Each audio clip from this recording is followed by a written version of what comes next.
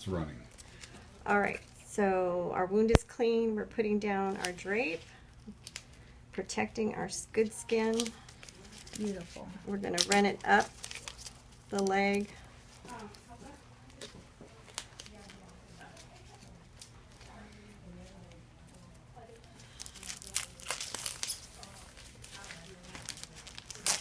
This off. And now we're going to cut the hole. I'm here. Okay. I read your 9:30 room 1. Yeah, room 1. Oh, I got it. And then you're going to cut a little bit smaller than the actual wound.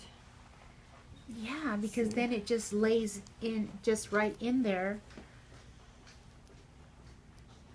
I'm just so excited about this. I can't tell you. You're gonna make both.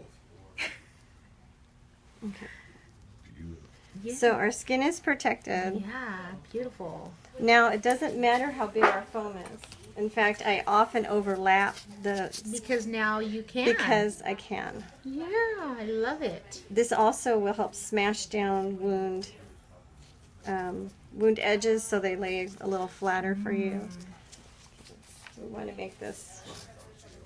I actually want to go a little bit higher on your ankle area because I don't want it on the bone.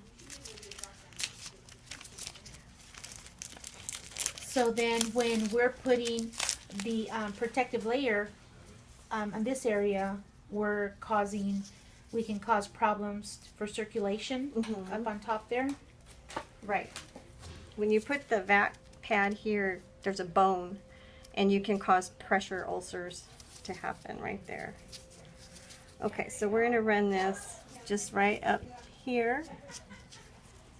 So we're going to cut a piece of drape. Do that.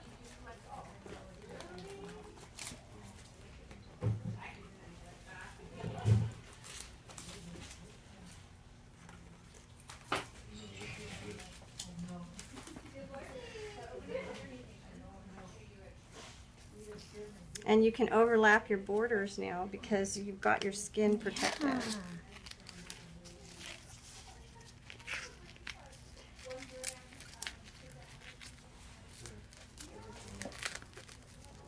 Any wrinkles you can fix later when you go around the edges.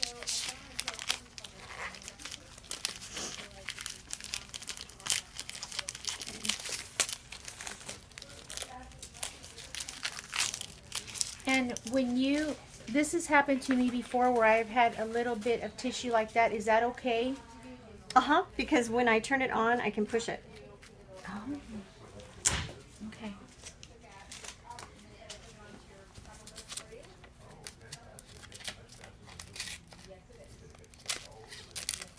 In fact, oftentimes when I turn the vac on, I will push the wound together so that we get a nice clean incision line. It's almost like a mini plastic surgery.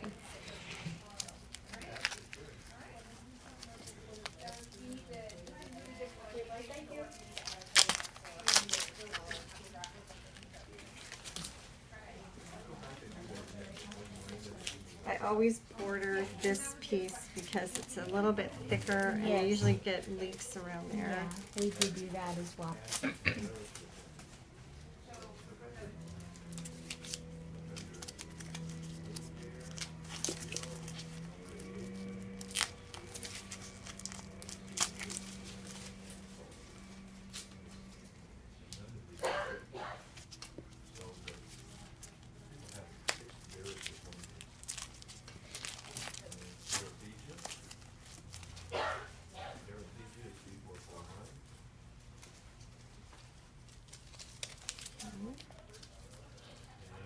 So you run a side all the way around just to border that.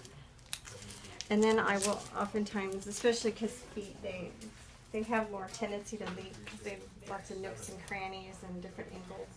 I'll just kind of put a few strips around where I see wrinkles. Okay.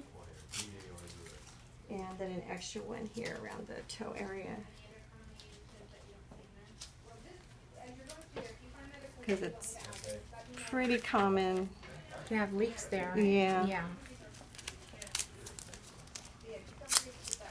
This is where he steps.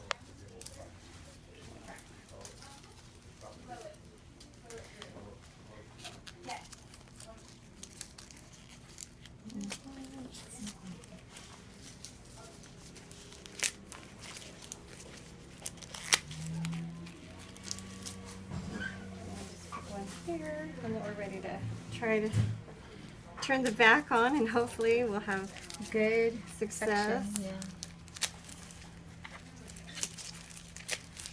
The newer vacs, these are a little more extra sensitive. They don't allow for much margin of error.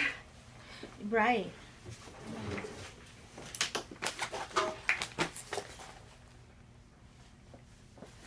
Turn it back on. Be careful not to break this clip. Clamps are open. Are you ready?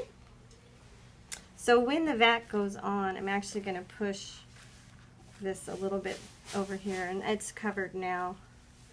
But I'm going to kind of push the wound close too. So ready? Yep. Okay.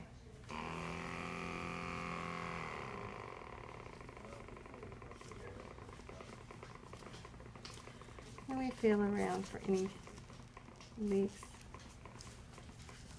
Usually it's where there's wrinkles or where the seams joined.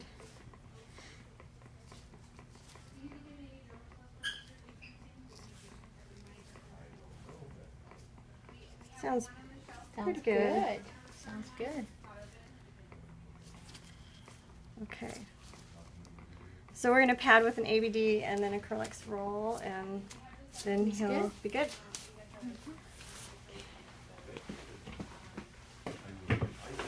I think I use it more than anyone. Is this yours? No. No.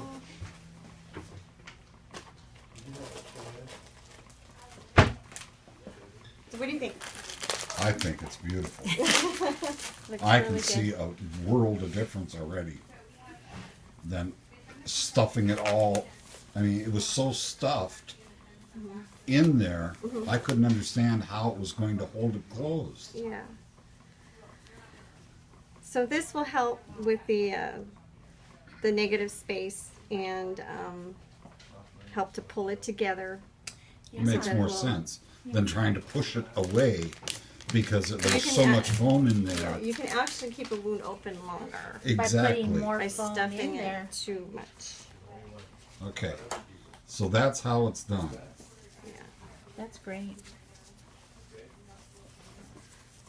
Now, if you have a deep tunnel or crevasse, you would need to cut like an extra piece to put in the hole, but you don't really, if you push it together, you don't have that slit. Oh, no, that was accident. Anyway, we'll see how it goes.